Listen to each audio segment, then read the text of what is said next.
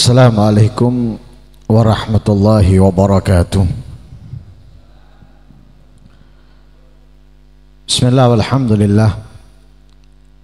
Wassalatu wassalamu ala rasulillah Sayyidina wa maulana Muhammad ibn Abdullah wa ala alihi wa sahbihi wa man walah wa la hawla wa la quwata illa billah. Subhanaka la ilma lana illa ma 'allamtana innaka antal alimul hakim. Rabbi shrah li sadri wa yassir li amri wahlul 'uqdatam min lisani yafqahu qawli, amma ba'd. Yang saya hormati para alim, para tokoh masyarakat, hadirin hadirat, wabil khusus jajaran takmir Masjid Zumratus Salihin, yang semoga Allah berikan panjang umur, sehat walafiat, dapat mengembangkan Masjid Zumratus Salihin dengan sebaik mungkin dan mendapatkan keridhaan dari Allah Subhanahu wa taala. Amin Allahumma amin. Hadirin yang dimuliakan Allah Subhanahu wa taala, Imam Ka'bil Ahbar beliau berkata, al-husun lil mu'minin thalathun. Bentengnya orang yang beriman itu ada 3.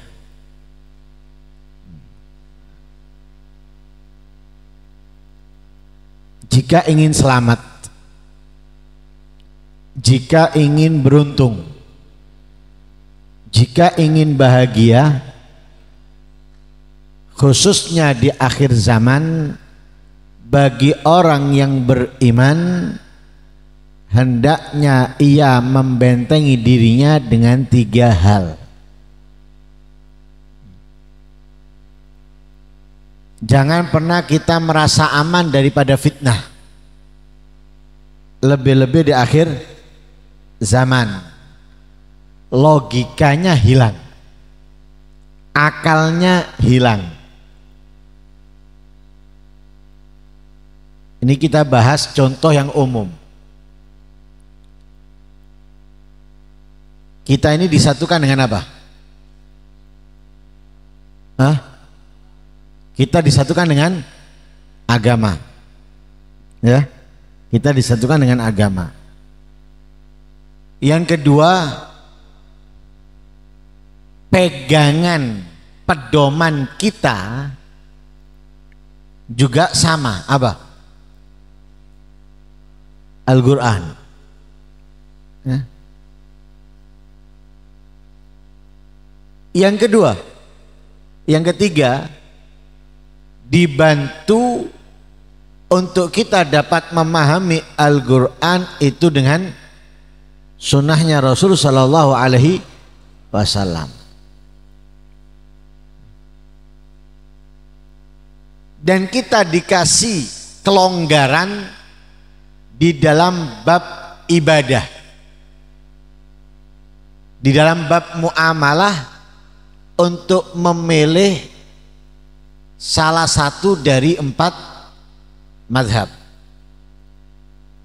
yaitu madhabnya Imam Abu Hanifah, madhabnya Imam Malik, madhabnya Imam Syafi'i, dan madhabnya Imam Ahmad bin Hanbal. Jelas ya? Kita disatukan dengan Islam, dikasih pegangan oleh Allah Al-Quran, dibantu untuk memahami isi Al-Quran dengan sunnahnya Rasulullah, dikasih kelonggaran dalam menjalankan ibadah, muamalah dan semisalnya, itu memilih salah satu dari 4 madhab. Fitnah muncul, hilang semuanya. Disatukan dengan Islam, hilang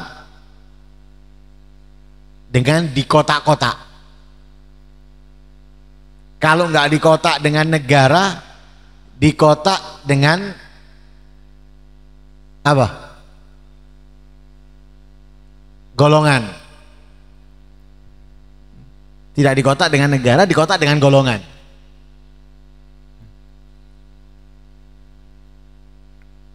Terkadang dengan hal yang lainnya, logika kita hilang sudah. Padahal jelas di dalam ayat Al-Quran Allah itu menyatakan innamal mu'minuna ikhwah. Orang yang beriman ini khusus apa umum? Hanya untuk orang daerah tertentu atau golongan tertentu atau umum? Umum. Siapa yang Al-Quran menjadi kitabnya, dimanapun ia berada, bertuhankan Allah, beriman dengan Nabi Muhammad, maka Al-Quran adalah pegangannya. Dinyatakan di dalamnya innamal mu'minuna ikhwah, saudara, dulur. Maaf ini satu contoh. Ini kan timnas kita ini kan banyak apa?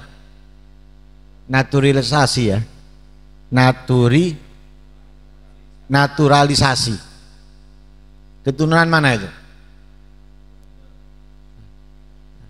Keturunan, ada yang keturunan Maluku, ada yang keturunan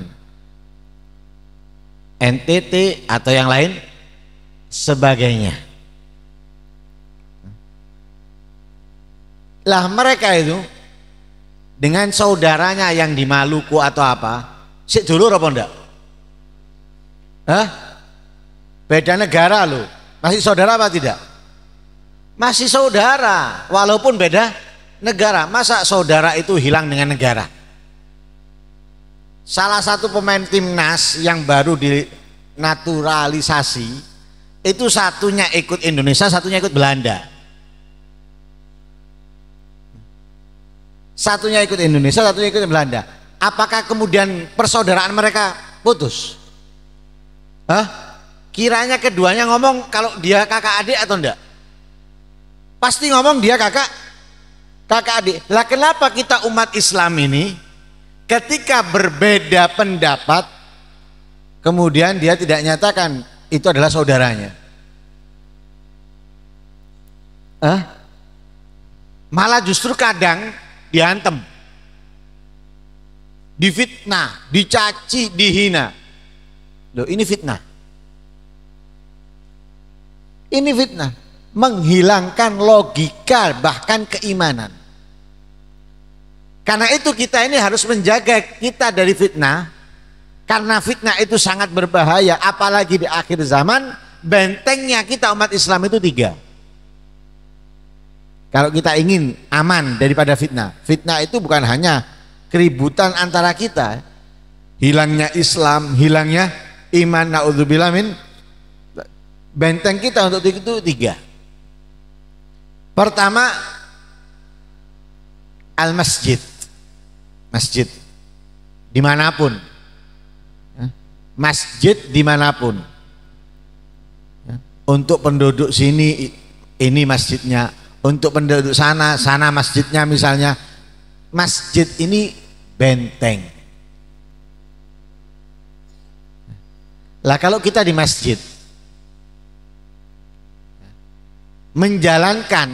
menjalankan sesuai dengan apa yang diajarkan oleh Rasulullah ketika berada di masjid, kira-kira yang kita dapatkan itu dosa atau pahala? Pahala. Yang kita dapatkan itu kemuliaan apa kehinaan? Kemuliaan. Dari situ keimanan kita, ketakwaan kita, dan kesatuan kita akan semakin solid dan kuat. Karena itu masjid itu tidak hanya dibanggakan bangunannya, tapi masjid itu bagaimana bisa dibanggakan karena mencetak regenerasi yang baik untuk umat, yang bisa juga untuk negara. Karena itu masjid fungsinya dulu itu seperti pondok. Masjid fungsinya dulu itu seperti pondok. Orang mau belajar ilmu agama itu datangnya ke masjid. Jadi ada guru, ada pengajar. Mereka mau tanya tentang apapun datangnya ke masjid. Maaf, bukan hanya orang Islam. Orang non muslim pun kalau ingin tanya, ketika mereka berhubungan dengan orang Islam, mereka itu tanya hukumnya ke masjid. Sehingga tidak dilarang non muslim masuk ke masjid dengan izin. Bukan seperti kita ya, kalau kita masuk masjid itu bebas. Izin enggak? Izin. Masa udah mlebu masjid izin nang RT dhisik? Hah? Nang takmir dulu kan nggak mungkin.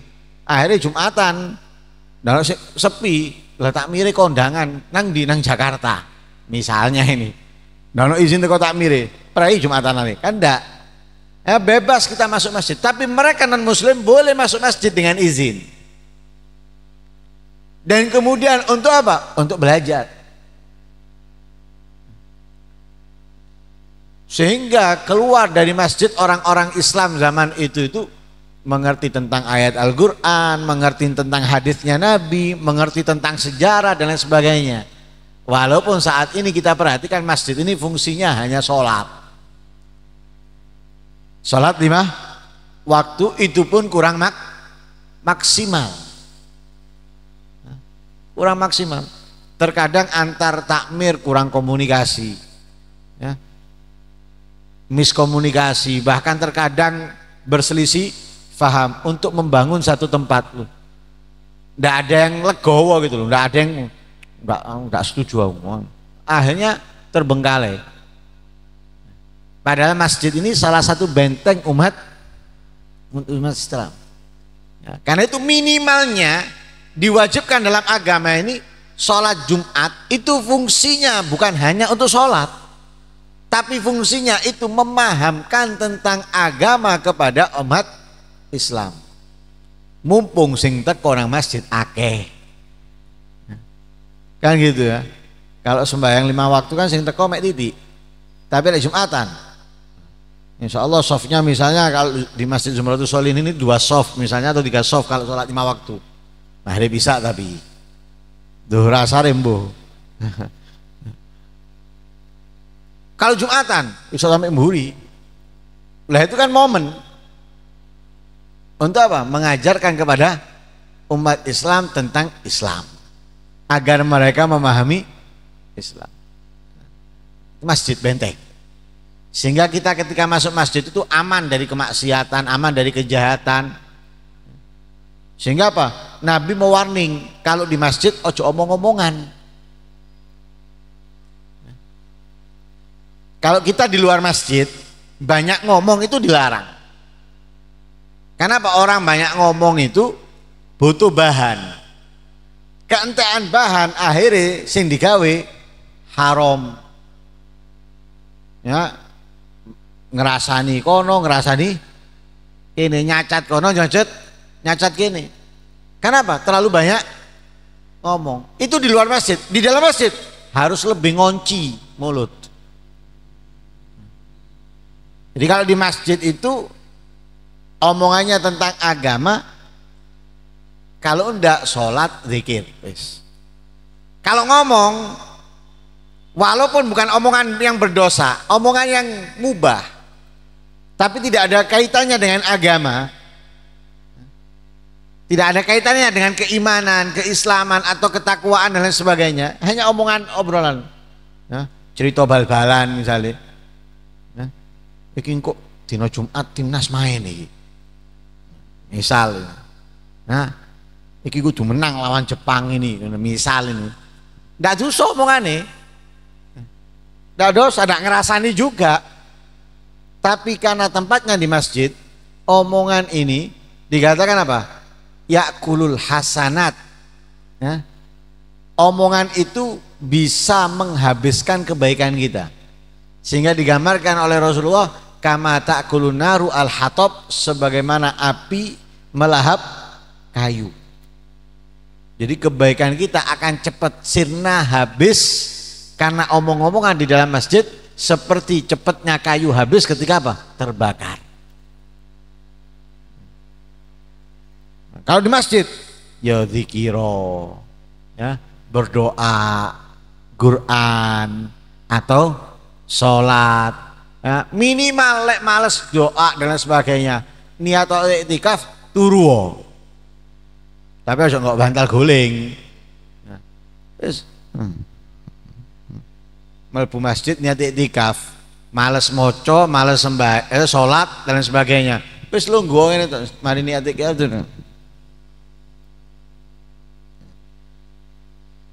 Pahala besar tetap. Karena apa? Dia tidur di masjid dengan niat iktikaf. Terhindar dari dosa dan sebagainya, benteng itu. Nah, ketika kita terhindar dari dosa, iman kita itu semakin kuat.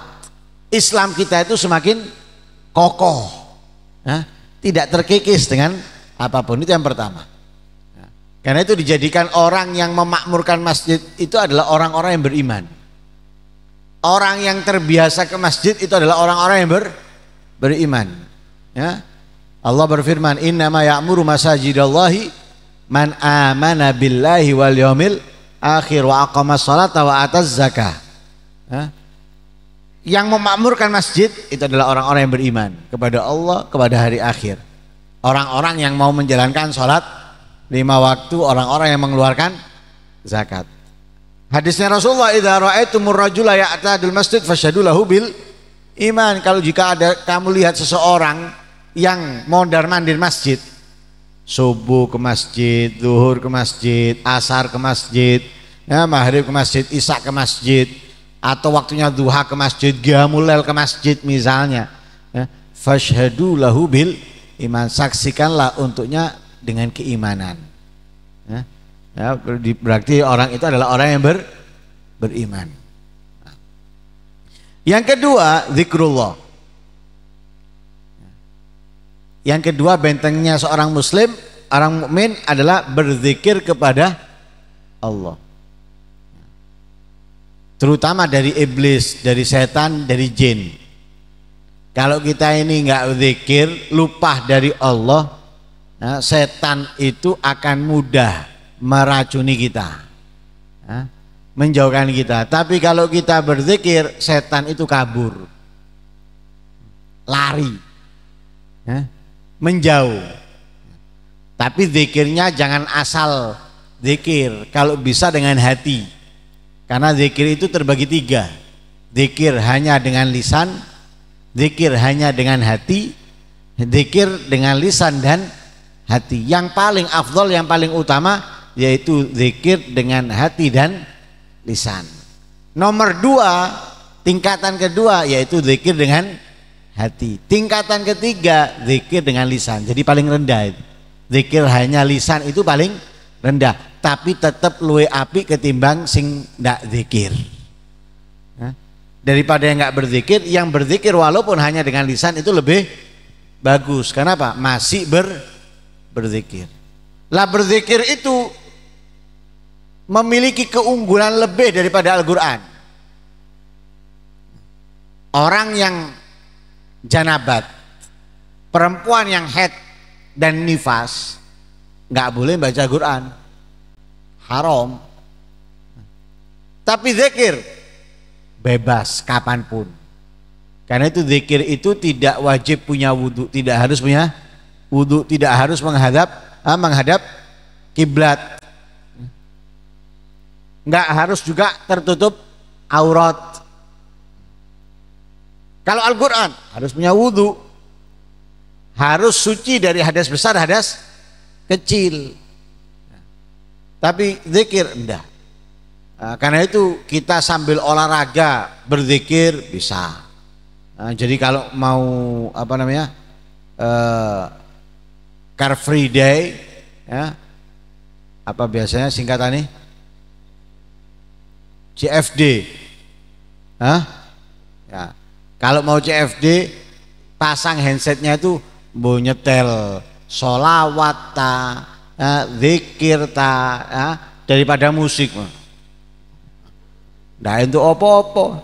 Tapi zikir loh, entuk sehat dengan olahraganya, juga entuk pahala dengan mendengarkan zikir, apalagi sambil dia berzikir. Macul misalnya, subhanallah, subhanallah, alhamdulillah. Loh, entuk dunyoe ya, ya juga entuk pahalanya.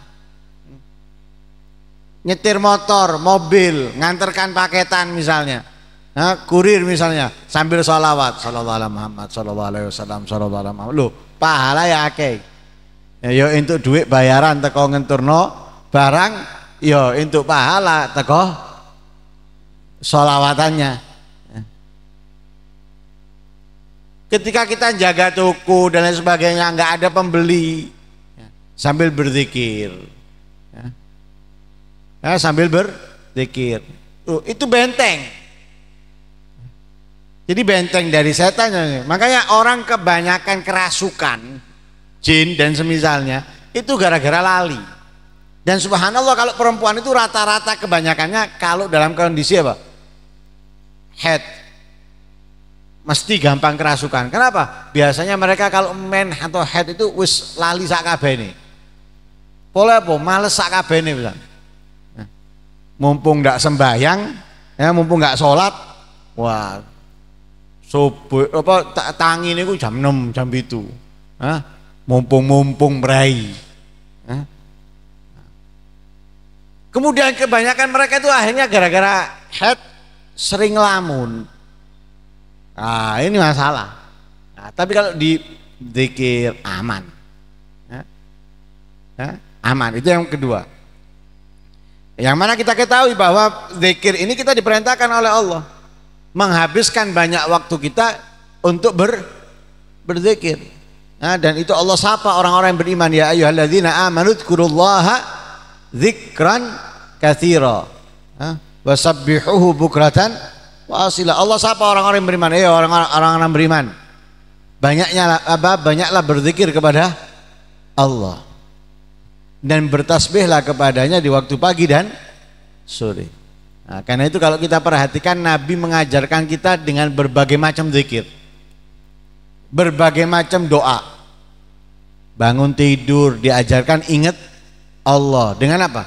Berdoa. Alhamdulillahilladzi ahyana ba'dama amatana wa ilaihin nusyur. Bangun tidur kita sudah diajarkan ingat Allah dengan berdoa. Kemudian kita masuk kamar mandi diajarkan ingat Allah dengan berdoa. Keluar kamar mandi diajarkan ingat Allah dengan berdoa.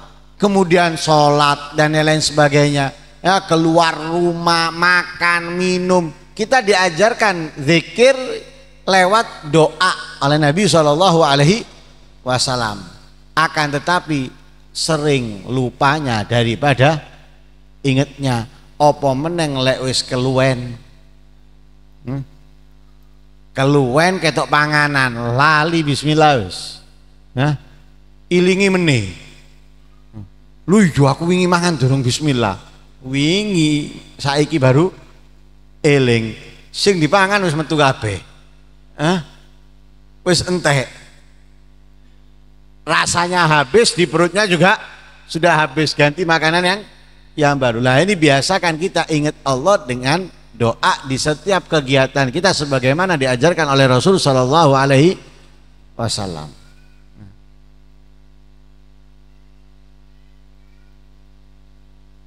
Dan Allah melarang kita, menghimbau kita ini jangan jadi orang yang lupa, jangan jadi orang yang lalai. Kenapa? Hal itu nggak masuk akal. Lupa dari Allah itu sesuatu yang nggak masuk akal.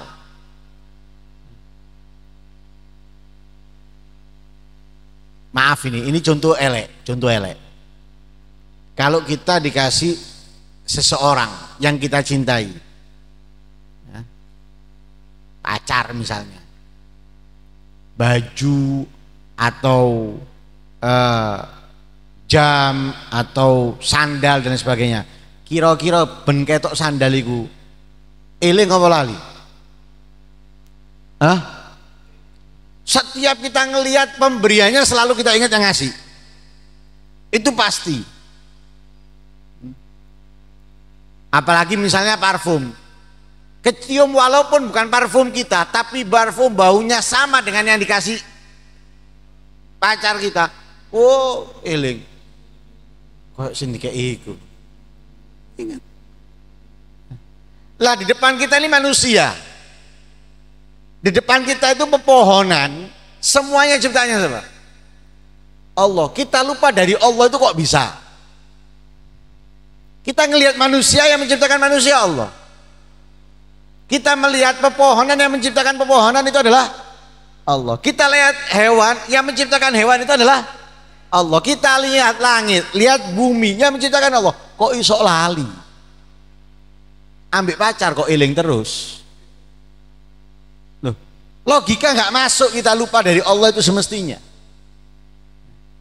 Tapi itu pinternya setan menghalangi kita untuk ingat Allah. Karena itu kita dianjurkan untuk selalu ingat Allah, itu menjadi benteng buat kita. Yang ketiga, yang terakhir adalah qiraatul Quran, membaca Al-Quran. Lah Al-Quran itu jangan hanya pajangan di rumah kita atau pajangan misalnya di masjid, tapi Al-Quran itu perlu dibaca.